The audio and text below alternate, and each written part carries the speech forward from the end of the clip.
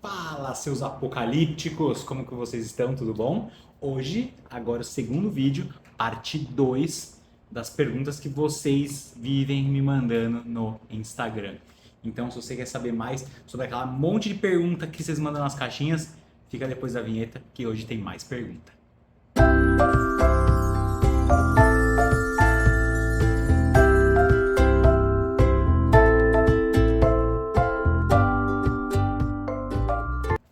E aí, pessoal, tudo bom? Então vamos para a segunda parte de perguntas que vocês deixam lá nas caixinhas para mim no Instagram.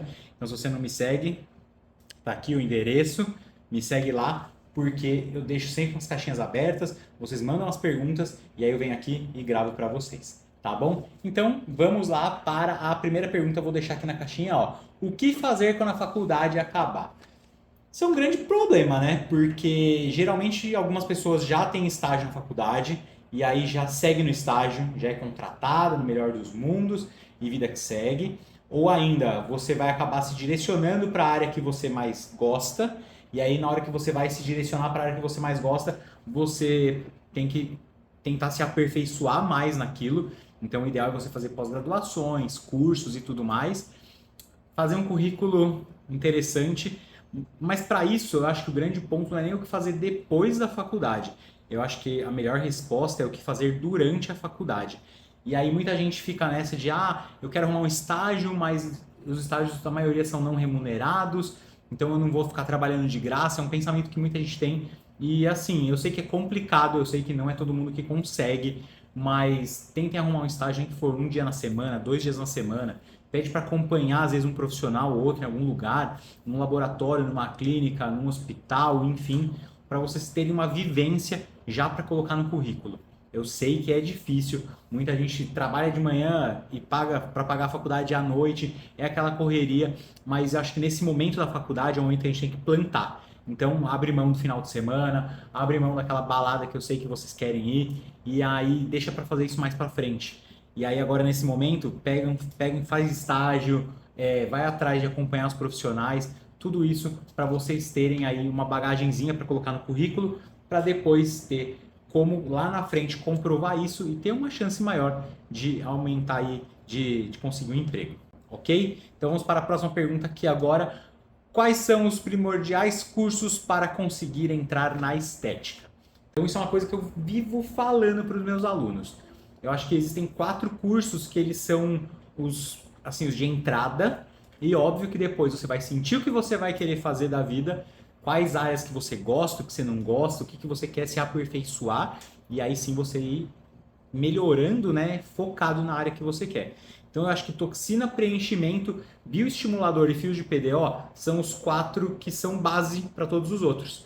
Então vamos supor que você fala assim para mim: professor, eu quero trabalhar com íntimo. No íntimo a gente usa preenchimento, toxina, bioestimulador e fios de PDO. Ou se você vai falar assim para mim: eu quero trabalhar com corporal. Só que aí no corporal você vai usar preenchimento, você pode usar fios, você pode usar bioestimulador. Não, eu quero trabalhar só com facial. Você vai usar os 4. E outra, eu sinceramente, eu sempre recomendo meus alunos a fazer nessa ordem: toxina e preenchimento, bioestimulador e depois fios de PDO. Por quê? Porque o bioestimulador, né, ele usa uma técnica que é a retroinjeção, que é a mesma de muitos preenchimentos. Então, a partir do momento que você tem uma mãozinha boa para fazer um bioestimulador, com certeza você vai fazer um preenchimento também de qualidade. Então, esses 4 cursos são fundamentais, são cursos base para vocês entrarem na área de estética. Depois disso, vamos começar a fazer outros cursos de avaliação facial, tecnologias, e aí depende de cada rumo que você for tomar na sua vida. Então a gente tem aí um monte de opção, mas cabe a vocês decidirem baseado no que vocês vão seguir. Então vamos para a próxima pergunta. Agora é uma pergunta meio pessoal, ó. Por que você escolheu fazer faculdade de biomedicina? Quais os maiores desafios e qual é o pior semestre? Então, vamos lá. Na minha época, a biomedicina era um pouquinho diferente do que é hoje em dia. Hoje em dia a gente tem um monte de disciplina, de um monte de tema diferente, e na minha época não era. Na minha época a biomedicina era mais raiz. Era aquela biomedicina que tinha bioquímica, fisiologia, imuno-hemato, biologia molecular e microbiologia. Então, por exemplo, eu tive 4 semestres de imuno, 4 semestres de micro, 4 de hemato. Então eu tive uma base muito mais laboratorial, vamos chamar assim, do que hoje biomedicina tem 34 diferentes habilitações.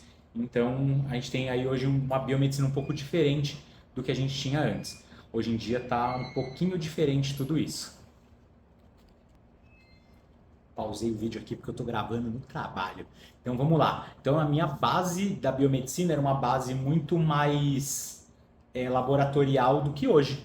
Então hoje você tem uma gama muito maior de opções que vocês podem seguir quando a gente fala de biomedicina, por exemplo. E para mim o pior semestre, olha, eu não vou falar qual o pior semestre, mas vou falar quais foram na minha época as piores disciplinas. Então eu acho que eu sofri um pouco no começo de fisiologia, e olha como hoje para a área que eu trabalho é importante, mas depois disso eu fui me aperfeiçoando e aí eu acabei estudando mais e focando mais nos meus estudos, entendendo o que na época eu não levava muito a sério. E outra disciplina que para mim foi terrível, meu professor querido Marcelo, que não me ouça, mas imagem foi assim, ó, complicadíssima. É uma área que até hoje eu não sou fã, não gosto, não adianta. Então, assim, tanto que é uma área que não consigo, nem para dar aula, nem para trabalhar. Eu tentei fazer uma pós em imagem para ver se às vezes o problema era na faculdade e tudo mais. Comecei a fazer uma pós em imagem, mas não foi para mim. Então, é o que eu falo, gente, sigam o que vocês gostam.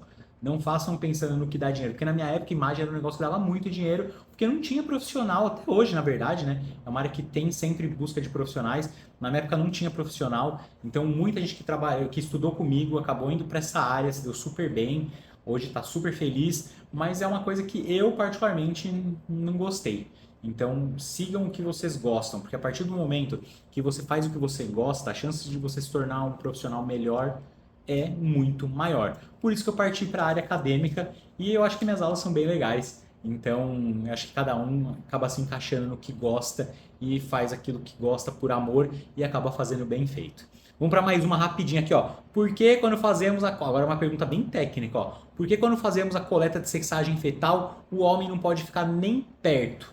Então vamos lá. Na sexagem fetal, ele é um exame genético onde vai avaliar se existem cromossomos Y livres no sangue materno.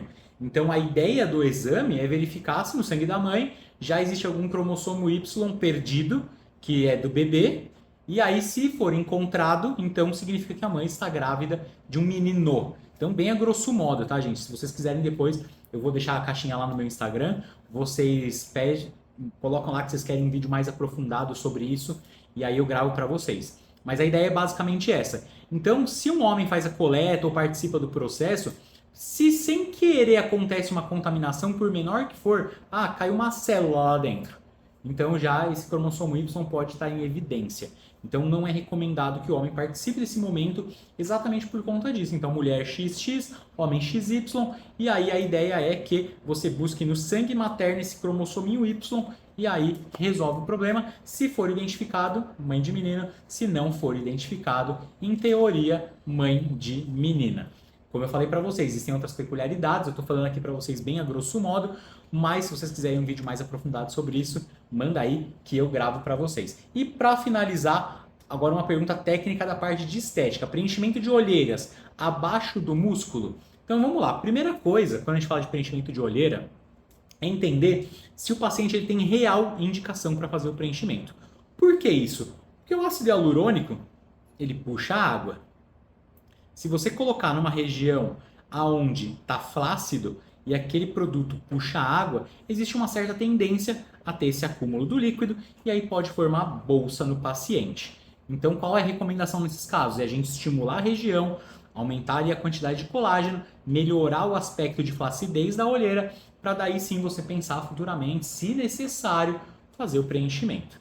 Mas vamos supor que seu paciente passou no teste, aquele testezinho que a gente ensina no curso, e aí vamos supor que você foi lá fazer o preenchimento. Então eu gosto de entrar aqui subdérmico, só que essa região, pessoal, é uma região que quase não tem gordura, é pele e osso. Então ele acaba sim já ficando quase periostal. Então eu gosto de um preenchimento de olheira mais periostal. Algumas pessoas já colocam ele mais subdérmico mesmo. Também às vezes, dependendo do tipo de olheira, dá para fazer, mas você pode fazer ele periostal com certeza. E aí lembrar que a gente faz pequenas papulazinhas, pequenos bolos ali e depois realiza a massagem. Mas aí eu não vou entrar em detalhes agora aqui da técnica, porque aí eu recomendo vocês realizarem um curso para entender como é que a gente faz bem detalhadamente para ter um resultado exemplar. Mas o que eu quero deixar aqui muito claro é que o ideal é um preenchimento profundo, sim, e aí também pensar que o paciente realmente precisa ter indicação para isso. Se você realizar um procedimento no paciente que não tem indicação, pode dar problema. Tá bom, pessoal? Então por hoje eu vou responder essas perguntinhas aqui. Vou deixar meu Instagram aqui na descrição. Então deixa mais perguntas lá para mim, que eu vou gravando mais vídeos para vocês, tá bom? Não esquece de curtir, compartilhar, se inscrever aqui no canal, que isso ajuda bastante. Espero que vocês tenham gostado e até a próxima. Um beijo, um abraço e tchau para vocês.